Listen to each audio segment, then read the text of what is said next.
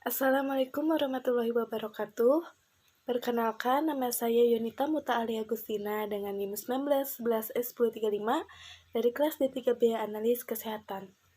Pada video kali ini, saya akan menjelaskan tentang distribusi frekuensi. Mohon disimak videonya dan berikut penjelasannya. Di sini kita akan menentukan distribusi frekuensinya, yaitu yang pertama kita menentukan range, kelas, dan interval.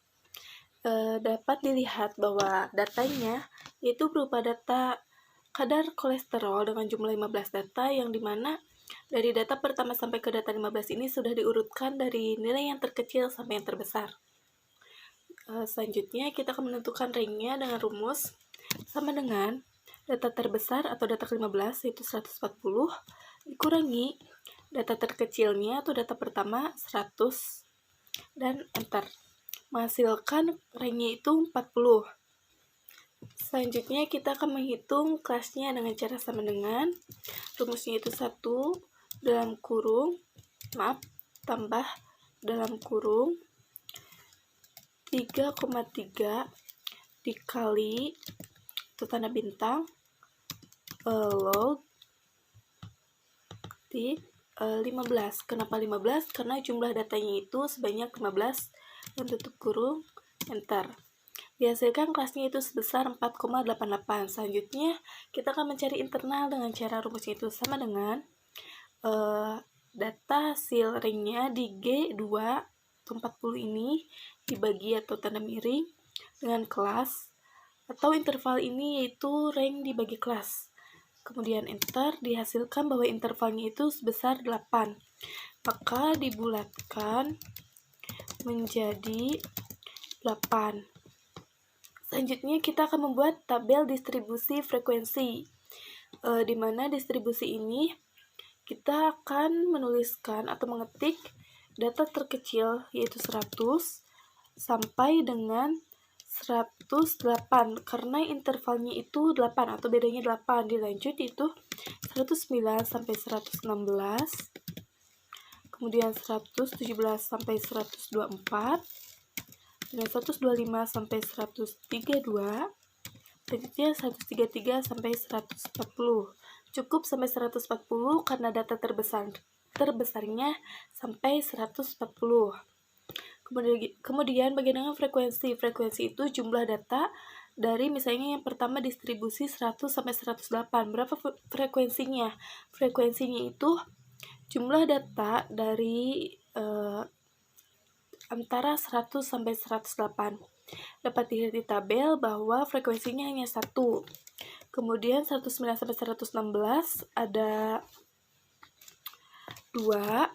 Selanjutnya 117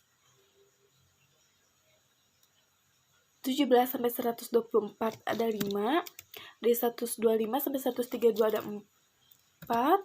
Dan selanjutnya ada 133 sampai 140 ada 3. Maka jumlah frekuensi ini harus 15 karena datanya ada 15. 1, 2, 5, 4, 3 jumlahnya ada 15. Selanjutnya kita akan menentukan BIN.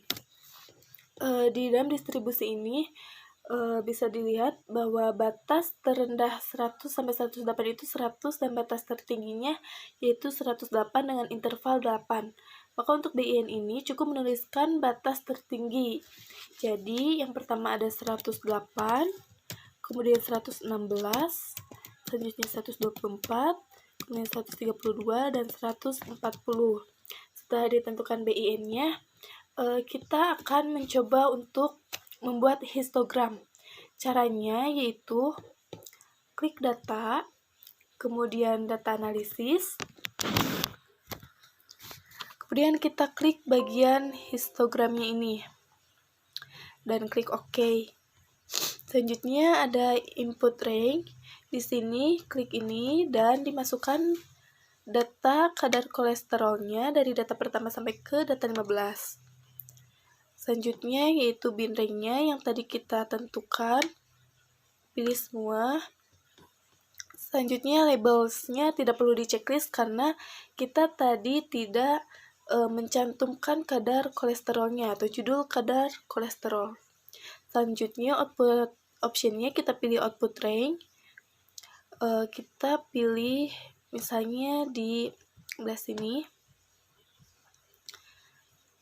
Selanjutnya kita klik bagian chart output. Dan lalu setelah tampilannya atau histogramnya diedit seperti ini, kita klik OK. Kita tunggu. Nah, maka akan timbul binnya, frekuensi, dan histogramnya.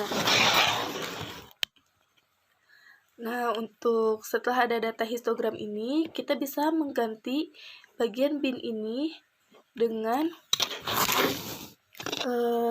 tabel distribusi. Itu cukup di copy saja, dipindahkan ke bagian binnya, paste, maka data histogramnya akan otomatis berubah dengan adanya jangkanya atau intervalnya. Dan bisa dilihat bahwa di dalam histogramnya itu data tertinggi sebanyak 5, yaitu ada pada interval atau distribusi 117 sampai 124, dan data terendahnya atau jumlah terendahnya itu sebanyak 1 di 100 sampai 108. Nah, mungkin hanya sekian penjelasan singkat tentang distribusi frekuensi. Untuk kurang dan lebihnya, saya mohon maaf. Wassalamualaikum warahmatullahi wabarakatuh.